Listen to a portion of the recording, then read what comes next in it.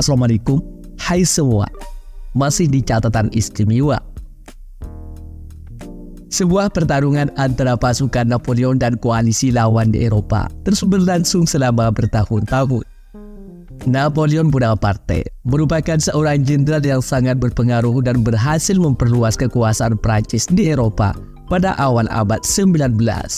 Namun, negara-negara lain di Eropa membentuk koalisi untuk melawan ambisi Napoleon dan memulai serangkaian pertempuran yang berlangsung selama beberapa tahun.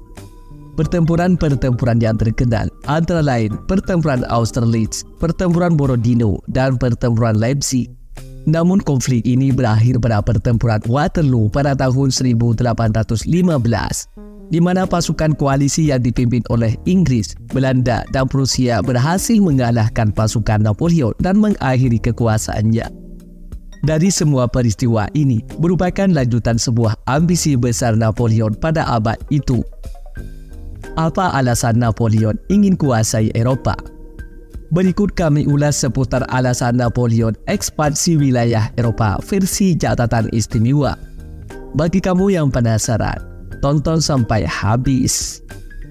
Namun sebelum lanjut, bagi kamu yang baru gabung di channel ini, terus dukung channel dengan tekan tombol like, subscribe, dan loncengnya agar kamu terus mendapatkan notifikasi info baru dari catatan istimewa.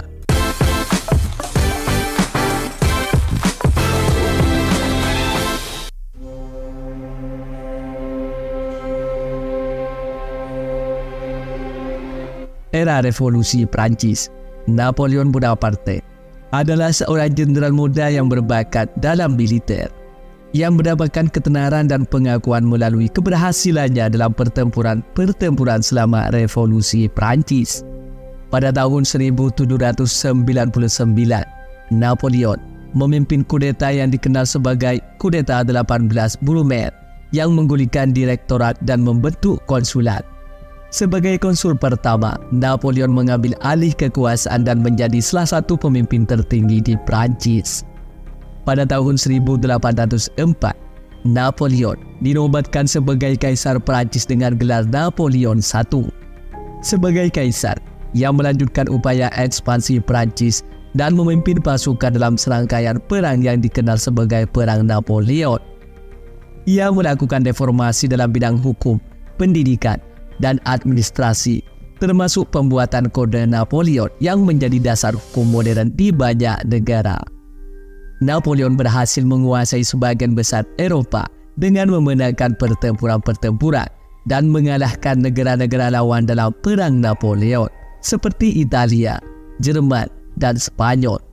Selain negara-negara tersebut, pengaruh dan campur tangan Napoleon juga dirasakan di banyak negara lain di Eropa melalui pembentukan negara-negara sekutu atau pengaruh politiknya. Napoleon mendirikan kerajaan-kerajaan boneka di beberapa negara Eropa dan mengangkat anggota keluarganya sebagai penguasa di negara-negara tersebut. Napoleon punya ambisi untuk menguasai Eropa karena beberapa alasan yang kompleks. Beberapa alasan utamanya adalah keinginan untuk memperluas wilayah kekuasaannya dan memperkuat posisi Prancis sebagai kekuatan unggul di benua Eropa.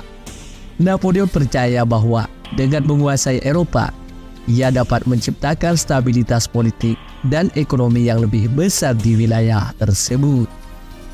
Napoleon juga memiliki ambisi untuk memperluas pengaruh revolusi Prancis yang terjadi sebelumnya. Ia ingin menyebarkan nilai-nilai revolusioner seperti kesetaraan, kebebasan, dan persamaan di seluruh Eropa. Napoleon melihat dirinya sebagai pemimpin yang dapat membawa perubahan positif bagi bangsa-bangsa di Eropa. Selain alasan politik, ada juga faktor ekonomi yang mempengaruhi ambisi Napoleon. Pengaruh ekonomi sangat penting pada saat itu, dan Napoleon ingin menguasai sumber daya dan pasar di Eropa untuk meningkatkan kejayaan dan kekuatan Prancis. Yang tak kalah penting dari semua alasan tersebut adalah untuk melemahkan ancaman negara-negara lain setelah Revolusi Prancis. Setelah Revolusi Prancis, banyak negara di Eropa khawatir akan penyebaran ide-ide revolusioner dan potensi pengaruhnya terhadap stabilitas politik di wilayah tersebut. Napoleon percaya bahwa dengan menguasai Eropa, ia dapat mengurangi potensi serangan dari negara-negara tersebut dan memperkuat posisi Prancis sebagai kekuatan dominan di benua Eropa. Dan sudah tentu, upaya ekspansi Napoleon ini seringkali memicu perlawanan dan perang dari negara-negara lain yang ingin mempertahankan kemerdekaan dan kepentingan mereka sendiri. Beberapa negara yang paling aktif melawan Napoleon adalah Britania Raya, Rusia, Austria, dan Prusia. Semua negara ini dibentuk koalisi anti-Napoleon untuk mempertahankan kemerdekaan dan kepentingan nasional mereka sendiri. Mereka bergabung dalam perang untuk melawan ekspansi Prancis dan membatasi pengaruh Napoleon di Eropa. Perang terbukti berlangsung dari tahun ke tahun, seperti Perang Peninsular, di mana Britania Raya memimpin perlawanan terhadap Prancis di semenanjung Iberia. Pasukan Britania Raya dan pasukan pemberontak Spanyol serta Portugal melakukan perang gerilya dan memerangi pasukan Prancis yang ditempatkan di wilayah tersebut. Perang ini berlangsung selama beberapa tahun hingga pasukan Napoleon berhasil dikalahkan.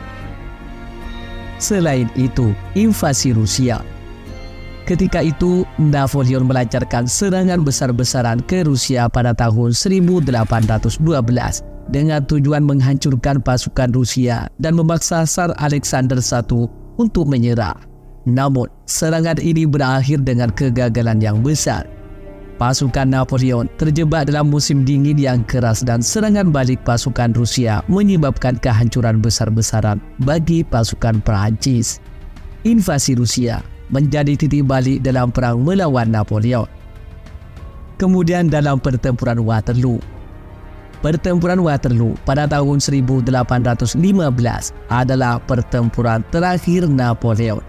Pasukan gabungan dari Britania Raya, Prusia, dan Belanda berhasil mengalahkan pasukan Napoleon di Waterloo, Belgia. Kekalahan ini mengakhiri Kekaisaran Prancis pertama dan menandai akhir dari ambisi ekspansi Napoleon di Eropa. Ambisi Napoleon untuk menguasai Eropa memiliki dampak yang signifikan terhadap Prancis dan negara-negara lain di benua Eropa, termasuk dampak peperangan dan kerugian, perubahan batas dan pembagian wilayah, penyebaran ide-ide revolusioner, peningkatan sentimen nasionalisme, pembaruan hukum dan administrasi, pembaruan infrastruktur, pengaruh militer dan sebagainya. Dalam banyak hal, ambisi Napoleon mengubah lanskap politik dan sosial di Eropa. Perubahan-perubahan ini memiliki dampak jangka panjang dan membentuk perkembangan politik dan sosial di Eropa hingga saat ini. Namun, setelah jatuhnya Kekaisaran Napoleon, sistem hukum di negara-negara yang direbut mengalami perubahan yang beragam, tergantung pada konteks politik dan keinginan masyarakat setempat. Beberapa perubahan umum yang terjadi dalam sistem hukum negara-negara tersebut, seperti restorasi sistem hukum sebelum Napoleon, modifikasi kode Napoleon, dan pembentukan sistem hukum baru lainnya.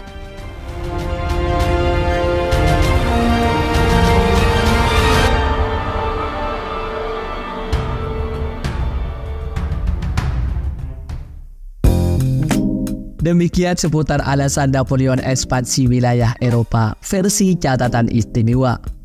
Bagi kamu yang punya tambahan atau koreksi seputar alasan ekspansi Napoleon atau perang Napoleon, tulis di kolom komentar ya. Sampai sini dulu guys. Sampai bertemu kembali di catatan istimewa selanjutnya. Wassalam.